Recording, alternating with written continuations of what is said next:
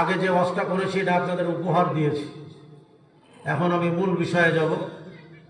ঘেসুয়া বড়চালা জামি মসজিদের উন্নতি কল্পে আজকের এই ইসলামী সম্মেলনের মহতরম সম্মানিত সভাপতি, আমার অত্যন্ত স্নেহের মহব্বতের শেখ সালাহউদ্দিন আইয়ুবী সাহেব, সাবেক ইমাম অত্র মসজিদের। আপনারা তাকে সম্মান দিয়েছেন। সাবেক ইমামরে সভাপতি পরে বাংলাদেশে কোথাও দেখিনি।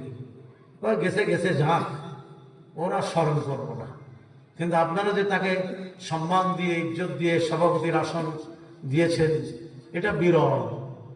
আমি দেখিনি 43 বছরে আপনারা দিয়েছেন। এই জন্য আল্লাহ উত্তম জাযা আপনাদের দান করুক। আলেমকে ভালোবাসার কারণে নূরের মেম্বার আল্লাহ আপনাদের দান করুক। আমিন। আজকের দ্বিতীয় বক্তা আমার মসজিদে মাশাআল্লাহ একজন ভালো মানের হাফেজ, খতম তারাবি পড়িয়েছে বাইতুল মামুরে। আমি শুধু খতিব। আজকে দ্বিতীয় বক্তা মাশাআল্লাহ সুন্দর আলোচক শায়েখ হাফেজ কারি আহসান হাবিব, শিক্ষক মোহাম্মদিয়া আরাবিয়া, যাত্রাবাড়ি, ঢাকা।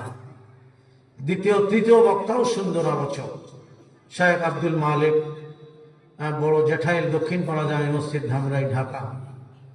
মাহফিল পরিচালনায় শায়েখ রেজাউল করিম, হযরত উলামা ইকরাম, উলামায়ে দ্বীন, হেজাবের মধ্যে অবস্থানরত অত্র এলাকার মা ও বোনেরা, অনেক লাভ হয়ে গেছে।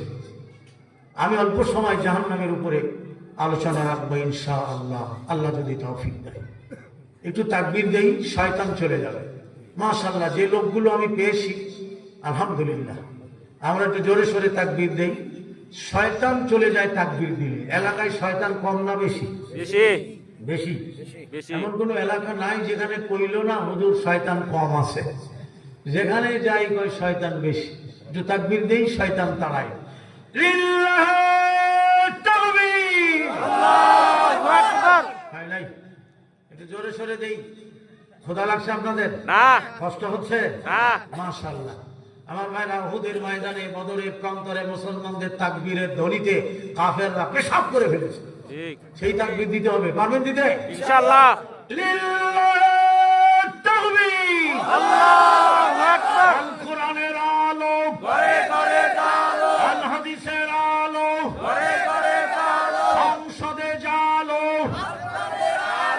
আল কোরআনের আলো ঘরে ঘরে জালো। কোরআন হাদিস যেখানে আমরা আছি সেখানে, হাদিস কোরআন নাই যেখানে আমরা নাই সেখানে, অশ্লীলতা যেখানে আমরা নাই সেখানে, মদ গাঁজা যেখানে আমরা নাই সেখানে, মর্যাদা